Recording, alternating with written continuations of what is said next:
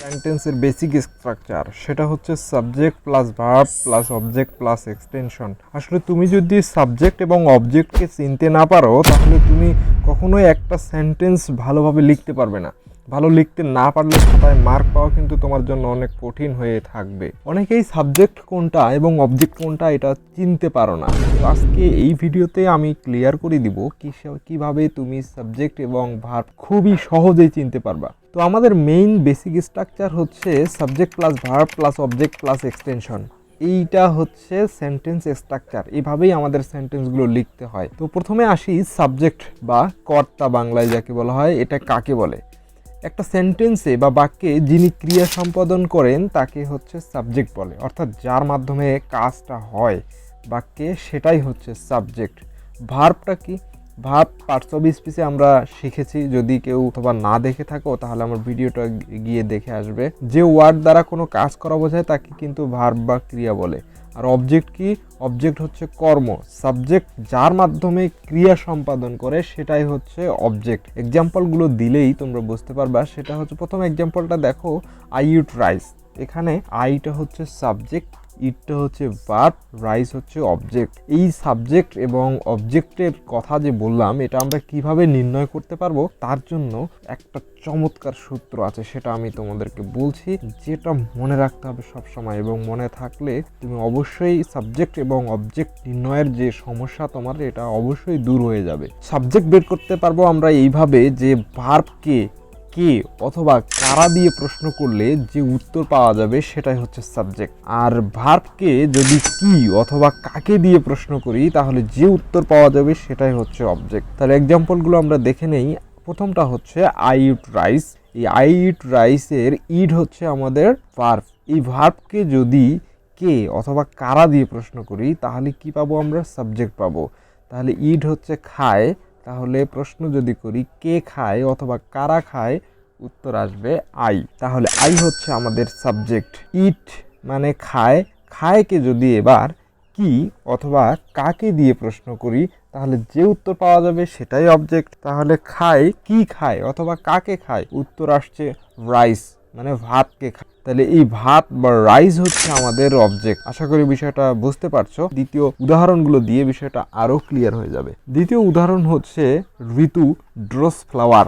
ঋতু ফুল আঁক। তাহলে এই ড্রোসকে অর্থাৎ আঁকাকে কে অথবা কারা দিয়ে যদি প্রশ্ন করি তাহলে উত্তর আসছে কে আঁকে অথবা কারা আঁকে, উত্তর আসছে ঋতু। এই ঋতু হচ্ছে সাবজেক্ট। কি অথবা কাকে দিয়ে যদি ড্রোসকে প্রশ্ন করি কি ড্র করে অথবা কাকে ড্র করে, উত্তর হচ্ছে ফ্লাওয়ার। তাহলে এই ফ্লাওয়ারটা হচ্ছে আমাদের অবজেক্ট। নেক্সট যেটা, সেটা হচ্ছে উই সিং সং। এখানে উই হচ্ছে সাবজেক্ট আর সং হচ্ছে অবজেক্ট। কিভাবে? এই সিং হচ্ছে গাওয়া, গান গাওয়া। ওকে, তাহলে কে গায় অথবা কারা গায়, উত্তর হচ্ছে উই। উই হচ্ছে সাবজেক্ট।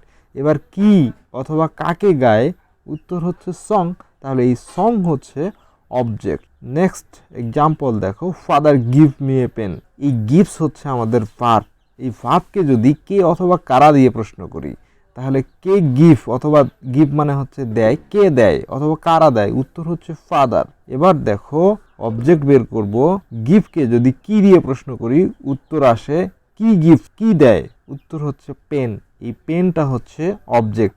আবার গিভকে যদি কাকে দিয়ে প্রশ্ন করি কি অথবা কাকে দেয়, উত্তর হবে মি, আমাকে দেয়। তাহলে আমরা এইখানে দুইটি অবজেক্ট দেখতে পেলাম। Number one, me. মি হচ্ছে একটা অবজেক্ট, এ পেন হচ্ছে আর একটা অবজেক্ট। এই দুইটা যে অবজেক্ট থাকে একটা বাক্যে, এই বিষয়টা আমি একটু পরেই ক্লিয়ার করছি। আশা করি ভিডিওটা শেষ পর্যন্ত দেখবে, একটু স্কিপ করবে না। তাহলে আমরা দুইটা অবজেক্ট দেখতে পেলাম একটা বাক্যে, অর্থাৎ একটা বাক্যে অনেক সময় দুইটা অবজেক্টও থাকতে পারে। তারপর এক্সাম্পলটা দেখো, হি গোস টু স্কুল। এই বাক্যে দেখো গোস অর্থাৎ যায়। এই যায়কে কে অথবা কারা দিয়ে প্রশ্ন করলে উত্তর হবে হি। হি হচ্ছে সাবজেক্ট।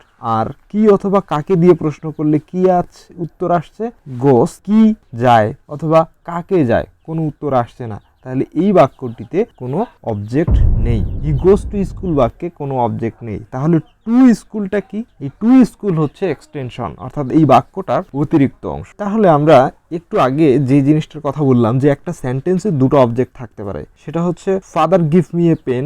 এই এক্সাম্পলটাতে দেখো মি হচ্ছে একটা অবজেক্ট আর পেন হচ্ছে আর একটা অবজেক্ট। একটা বাক্যে দুইটা অবজেক্ট থাকতে পারে, যে অবজেক্টটিকে বস্তুবাচক বোঝায় সেটাকে আমরা ডিরেক্ট অবজেক্ট বলবো, আর যে অবজেক্টটিকে ব্যক্তিবাচক বোঝায় সেটাকে আমরা ইনডিরেক্ট অবজেক্ট বলবো। তাহলে আমরা অবজেক্ট শিখে ফেললাম দুই প্রকার। এই অবজেক্টের বিষয়টা আমরা খুব ভালোভাবে শিখবো আমাদের ভয়েস রিলেটেড ক্লাসগুলোতে। যারা এখনো ভয়েস রিলেটেড ক্লাসটি দেখোনি, আশা করি দেখে আসবে। শি মেক্স মি হ্যাপি, এখানে তাহলে শি সাবজেক্ট, মি হচ্ছে অবজেক্ট, আর হ্যাপিটা এখানে extension. What do you mean, এই বাক্যটিতে সাবজেক্ট কোনটা কমেন্টে জানাও। Do the math, give me a glass of water, এই বাক্যটিতে সাবজেক্ট আছে কিনা কমেন্ট করে জানাও।